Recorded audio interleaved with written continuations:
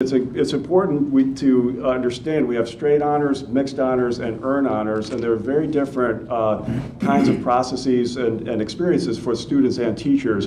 With earned honors, everyone's moving at the same pace, you're reading the same books, you're taking the same tests. Some tests are called earned honors assessments, and based on how you do, you earn honors.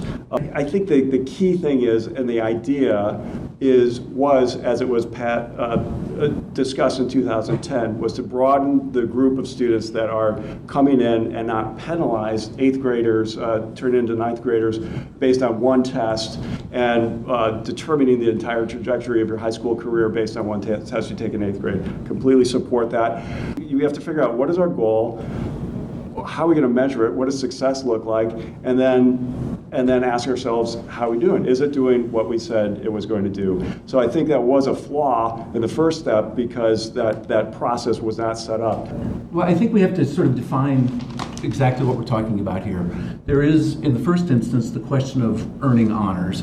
There's also, at the same time, was what's been referred to as detracking. And finally, the curriculum itself was changed to make it a more rigorous curriculum. And the objective is to raise expectations for all students. When you have a range of students with varying abilities, and the notion is the rising tide's lifting all boats, I still think you have to be concerned about the possibility, for example, that it's not possible to earn a so-called regular A in the class. And so when we're worried about the psychological impact on students who are traditionally disadvantaged, that we have to take that into account too.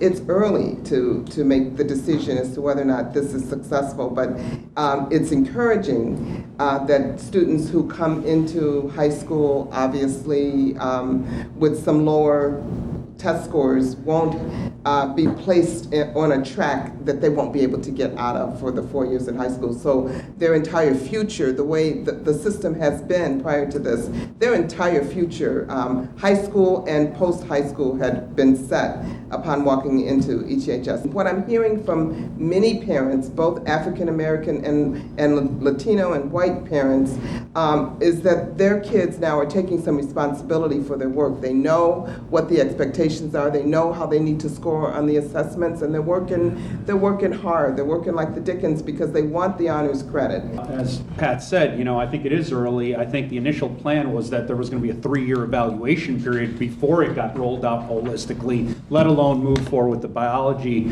inclusion in that evaluation. And as you've heard from a number of the candidates, there's a number of potential side effects at both ends of the spectrum, in the middle, a number of things we have to watch for. We don't want kids getting lost. I think it's important, back to the process question, of following a methodology where we can evaluate this objectively and we look to these risk factors to make sure kids aren't getting lost. This plan was implemented specifically to address the school's failure to meet adequate yearly progress.